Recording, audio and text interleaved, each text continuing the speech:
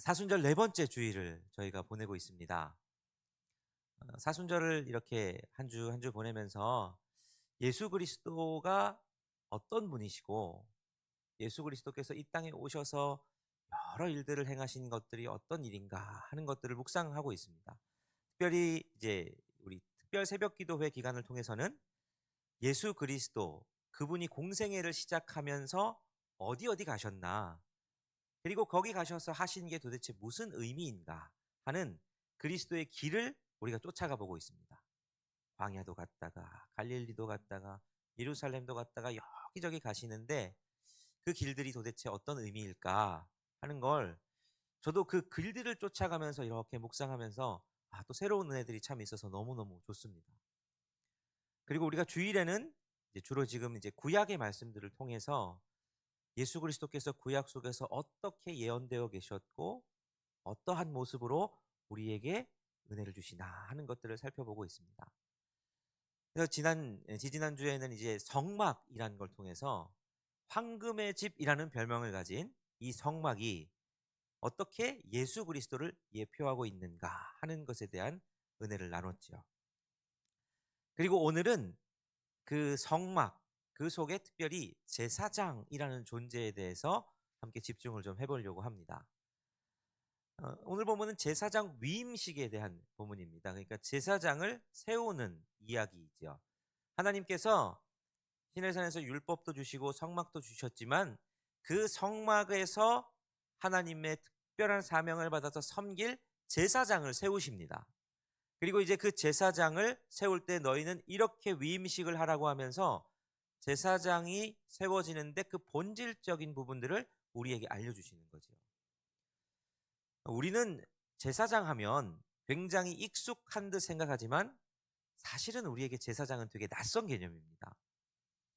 우리가 교회 다니면서 제사장, 제사장 이런 얘기 워낙 많이 들어서 단어는 익숙한데 우리는 제사장에 대해서 잘 모릅니다.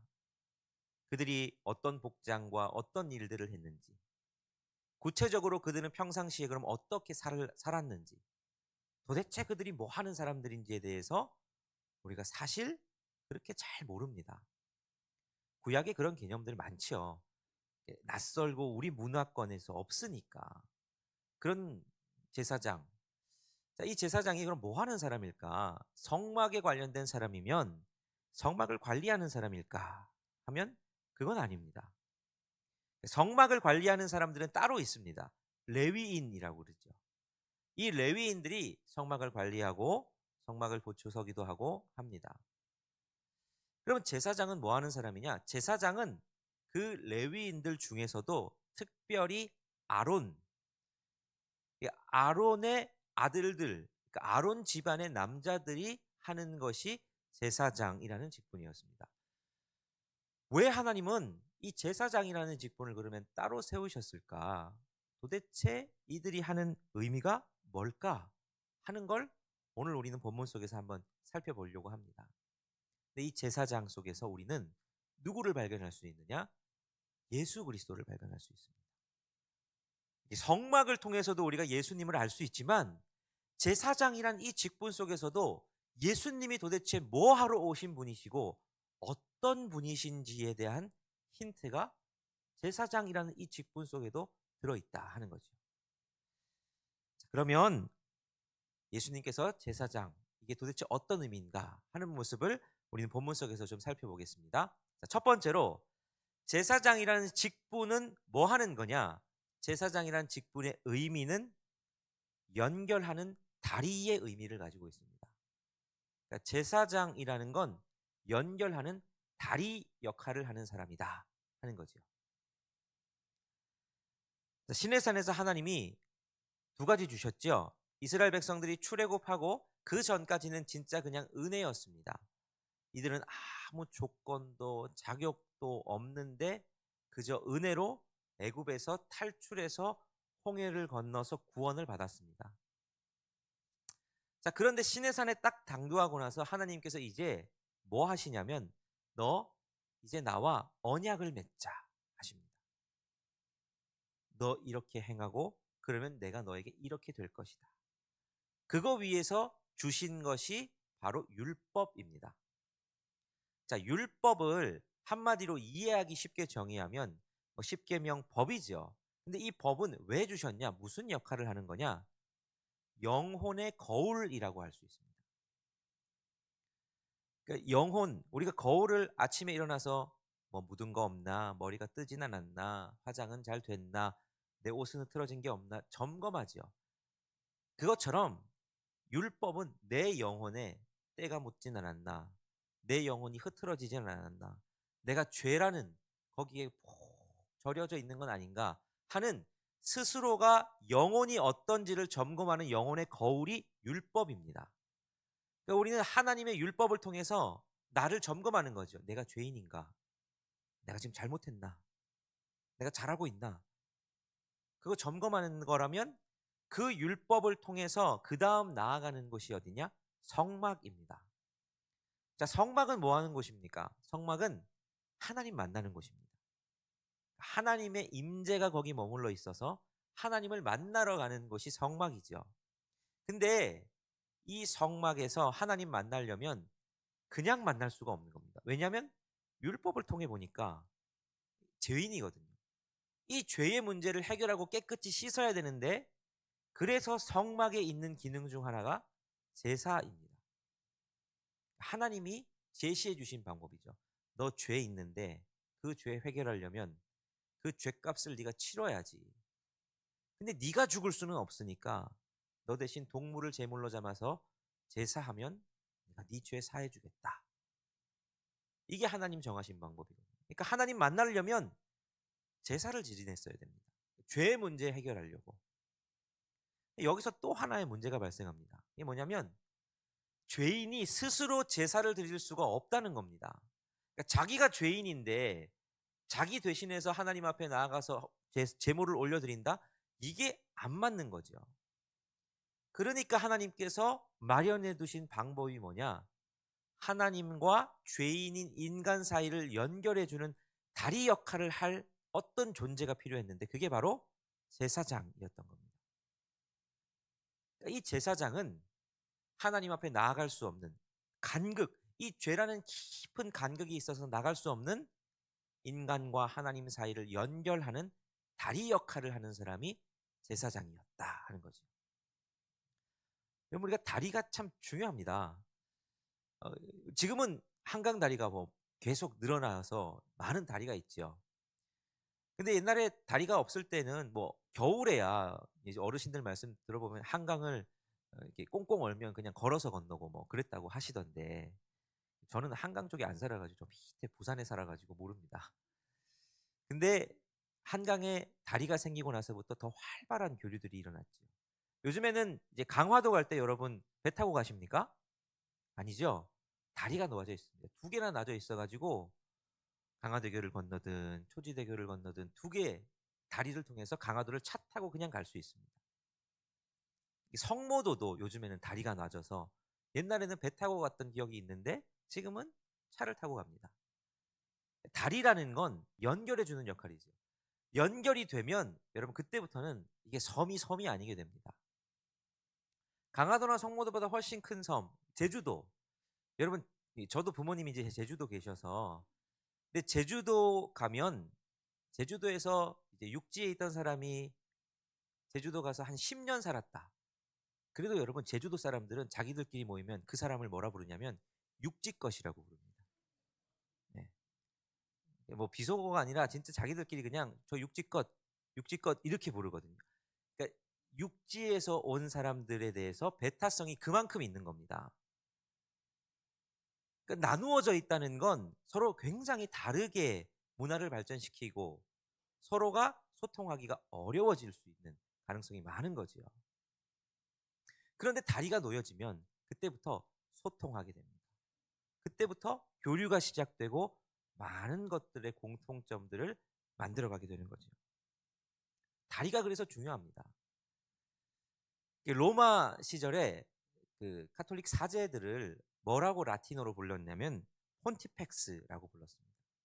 폰티펙스가 사제라는 의미인데, 이게 폰스라는 이 다리를 뜻하는 라틴어 단어와 만들다를 뜻하는 파키오라는 단어, 요 두 단어가 합쳐진 단어입니다. 요거를 직역하면 다리를 만드는 사람이 폰티펙스입니다. 즉 사제지요. 연결하는 겁니다. 다리. 그래서 오늘날에도 카톨릭은 사제가 즉 제사장입니다. 여러분 카톨릭 교회에서 가장 중요한 카톨릭 우리는 성당이라고 하는데 카톨릭 성당이 하나 그 지역에 딱 생기기 위해서 뭐가 제일 중요한지 아십니까? 사람이 몇 명 이상? 그거 아닙니다. 사제가 있냐 없냐입니다. 왜냐하면 이 사제가 다리 역할을 하는 사람이라서 카톨릭에 가면 뭐 합니까? 고해성사하죠. 여러분 고해성사는 카톨릭에서 자신의 죄를 우리가 하나님 앞에 바로 아뢰는 게 아니라 사제한테 아뢰는 겁니다. 신부님 앞에 가서 고해성사 내 죄를 막 하면 그걸 가지고 신부님이 기도해 주시는 거거든요. 이게 제사장 개념입니다. 그래서 카톨릭은 아직도 제사, 그러니까 미사에는 사실 이 제사의 개념이 있는 겁니다. 근데 우리 개신교는 좀 다르게 해석을 합니다. 그 다르게 해석하는 근거가 뭐냐? 히브리서 4장 14절 말씀 우리 한 목소리로 같이 읽어보겠습니다. 시작.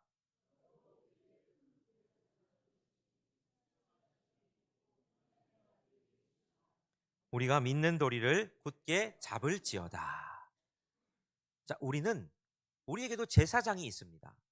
근데 우리에게는 유일한 제사장, 대제사장이신 한 분 예수 그리스도가 있습니다. 그러니까 우리는 우리의 죄를 하나님 앞에 바로 가지고 나갈 수 있을까요? 원래는 없습니다. 죄인인 우리가 어떻게 하나님 앞에 나가겠습니까? 근데 우리에게 다리가 있습니다. 그게 바로 예수 그리스도입니다. 오늘 여러분 이렇게 우리가 주일 예배로 모였지만 우리는 하나님 앞에 이렇게 예배 드릴 수 있는 자격이 안 되는 사람들입니다. 근데 왜 우리는 모여서 예배를 드리느냐? 우리에게 제사장이 있기 때문입니다. 예수 그리스도라는. 그래서 예수 그리스도를 통하면 우리는 하나님 앞으로 나아갈 수 있습니다. 그게 오늘 우리가 드리는 예배의 의미입니다. 우리가 자격이 있어서가 아니라 우리가 뭔가 모든 것들을 다 해결해서가 아니라 자격도 없고 여전히 죄인이지만 우리 안에 모든 문제를 해결하신 다리 되신 예수 그리스도 제사장 그분이 있기에 우리 하나님 앞에 나아갈 수 있다라는 거죠. 그래서 구약에 나오는 이 제사장은 바로 예수님을 예표하는 존재입니다. 예수님이 이런 역할을 하실 거라고 우리에게 미리 알려주셨던 게 구약의 제사장인 거죠. 자, 그리고 오늘 또 본문을 보면 또 하나 살펴볼 점은 제사장은 특별한 의복을 입었다는 겁니다. 여기 제사장의 특별한 의복의 의미가 있는데 그게 뭐냐? 이 의복은 수치를 덮는 옷입니다. 그러니까 제사장의 의복은 모든 수치를 덮는 옷이라는 의미를 가지고 있습니다. 자, 오늘 본문 4절부터 6절까지에 보면 이 제사장의 옷에 대한 설명이 나옵니다. 한 목소리로 읽겠습니다. 시작. 너는 아론과 그의 아들들을 회막문으로 데려다가 물로 씻기고 의복을 가져다가 아론에게 속옷과 에봇 받침 겉옷과 에봇을 입히고 흉패를 달고 의봇에 정교하게 짠 띠를 띠게 하고 그의 머리에 관을 씌우고 그 위에 거룩한 패를 더하고. 자, 이게 제사장의 의복입니다. 그러니까 안에 흰 속옷 입고 그 위에 푸른 이 에봇을 받칠 수 있는 겉옷을 입고 그리고 에봇. 그 다음에 또 띠도 띠고 머리에는 관도 쓰고 금패를 답니다. 이게 보면 뭔가 멋있고 화려하긴 한데 우리가 보기에는 또 되게 이상해 보이기도 하고 이건 편하자고 입는 옷은 아닌 것 같습니다. 여러분 옷에는 어떤 기능이 있죠. 이 옷 왜 입는 겁니까, 여러분? 첫 번째로 옷을 입는 이유는 몸을 보호하려고 입는 겁니다. 추위와 더위와 외부의 여러 조건들로부터 몸을 보호하는 게 첫 번째 옷의 기능입니다. 자, 그런데 두 번째 기능이 있죠. 단순히 보호만이 아니라 우리가 옷을 입는 이유는 우리가 어떤 사람인지를 나타내는 의미도 있습니다. 그러니까 제복, 유니폼이 그런 역할을 하죠. 제사장에게 있어서 옷은 그런 의미였습니다. 제사장에게 있어서 이 옷은 뭐 자기 보호하려고 그렇게 입는 옷이 아닙니다. 이 옷은 수치를 가리는 옷입니다. 자, 여러분 생각해 보십시오. 제사장도 사람입니다. 제사장이라고 죄 없겠습니까? 백성들도 죄 있고 제사장들도 똑같이 죄가 있습니다. 그런데 제사장들은 왜 다리 역할을 할 수 있는 것이냐? 하나님께서 이 특별한 옷을 입히십니다. 그 이유는 제사장의 모든 수치와 더러운 것들을 가리는 의미입니다. 하나님께서 특별한 옷을 입히신다는 의미거든요. 그래서 다소 이상해 보이지만 하나님께서 특별히 말씀하신 그대로 만든 이 옷을 제사장에게 입습니다. 제사장도 죄인이다 보니까 이 옷 입기 전에 어떻게 합니까? 회막 앞에 가서 씻습니다. 내 죄를 씻는다는 의미로 씻고 이 옷을 입히면 하나님께서 이렇게 해주시겠다는 겁니다. 그 옷 입으면 내 모든 수치는 가려진 것으로 내가 보겠다. 이게 이런 겁니다. 신약에 가면 여러분 돌아온 탕자의 비유 익히 아시죠? 너무 유명한 비유죠. 자, 여기 보면 이 둘째 아들이 아버지의 유산을 먼저 달라 그럽니다.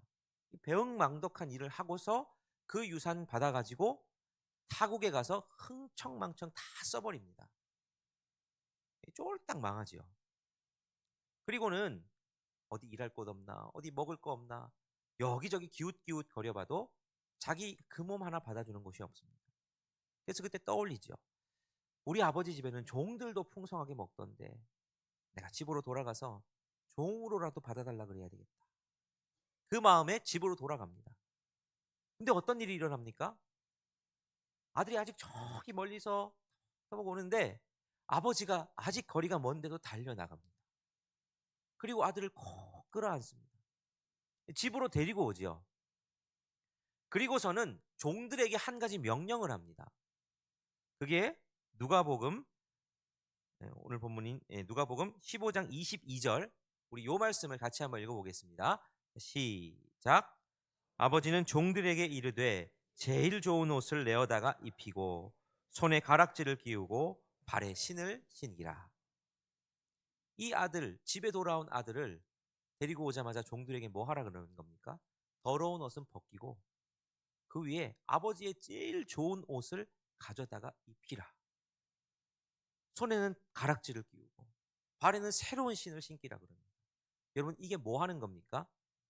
그 전에 밖에서 여기저기 실패해서 종이나 불황자처럼 떠돌던 그 모습은 다 지우고 아들의 옷을 입히는 겁니다. 아들로서 너 이제 밖에 그 떠놀던 노숙자나 불황자 그거 아니다. 너 내 아들이다 라고 다시 옷을 입히는 게 이 아버지, 탕자의 아버지의 모습입니다. 여러분, 제사장에게 입히는 옷은 이런 옷입니다. 너 죄인인 거 안다. 근데 내가 내 옷을 입혀주겠다. 너 이제 의로운 사람이란다. 네 수치는 다 가려졌단다. 여러분, 이게 제사장의 옷의 의미입니다. 여러분, 근데 하나님은 우리에게도 이 옷을 입히십니다. 이 옷이 뭡니까? 바로 예수 그리스도의 보혈이라는 옷입니다. 오늘 갈라디아서 3장 27절의 말씀은 우리에게 이렇게 말씀해 주십니다. 함께 읽겠습니다. 시작. 누구든지 그리스도와 합하기 위하여 세례를 받은 자는 그리스도로 옷 입었느니라. 이게 우리에게 입혀주시는 옷입니다. 여러분, 우리도 죄인입니다. 우리도 허물 많고 세상에서 여기 기웃 저기 기웃하면서 죄도 많고, 그래서 하나님 앞에 이렇게 예배할 자격이 없는 사람들인데 우리가 왜 여기 앉아 있느냐? 내가 멋진 옷, 내가 좋은 헌금 이거 준비했기 때문이 아니라 예수 그리스도의 보혈이라는 그 옷으로 우리의 모든 수치를 다 덮어주시기에 우리가 이곳에 있을 수 있는 겁니다. 우리가 하나님의 아들이다 딸이다라는 직분으로 이 지위로 회복될 수 있는 건 우리가 뭔가 괜찮아서가 아니라 하나님께서 예수 그리스도의 보혈이라는 그 옷으로 우리를 덮어주셔서 모든 수치를 가리시고 너 이제 세상에 사는 마귀의 종로로 타는 존재 아니고 하나님의 아들이다, 하나님의 딸이다, 그걸 우리에게 말씀해 주시는 것, 그게 바로 제사장의 옷에 담긴 의미이고 오늘 우리에게 그리스도의 피가 알려주시는 옷의 의미다 하는 겁니다. 그리고 오늘 본문을 쭉 읽어가다 보면 그 옷을 넘어서 마지막 말씀해 주시는 게 뭐냐? 제사장의 위임식을 위해서 속죄하는 속죄제가 나오는데, 그 속죄의 의미에서 우리가 발견하는 것은 완벽한 속죄라는 것을 발견합니다. 자, 여러분, 제사장이 오늘 위임식, 즉 제사장이 제사장으로서 세워지는 이 식을 말하는 거거든요. 그때 꼭 해야 될 게 바로 속죄의 제사를 드리는 거였습니다. 이 제사장에 있는 모든 죄를 속하는 제사를 드리는 거죠. 근데 여러분, 구약에 있는 속죄제들을 보면 구약에 있는 속죄제는 완벽하지를 않습니다. 이게 속죄제 드리고 나서 뒤돌아서 죄 지으면 또 그 다음날 또 속죄제를 드려야지 죄가 없어지는 겁니다. 그러니까 속죄제는, 구약에 나오는 이 속죄제는 완벽하지 않습니다. 그러니까 매번 다시 양을 잡아드리고 소 잡아드리고 합당한 제물을 준비해가지고 계속해서 죄를 씻어야 되는 불완전한 속죄입니다. 그런데 이 불완전한 속죄를 완전히 이루신 것, 그게 바로 예수 그리스도십니다. 자, 구약에 있는 제사장과 이 속죄제는 나중에 오실 예수 그리스도의 그림자, 예표하는 존재라고 그랬죠. 그러니까 지금 이렇게 씻는데 이게 완벽하지 않은 겁니다.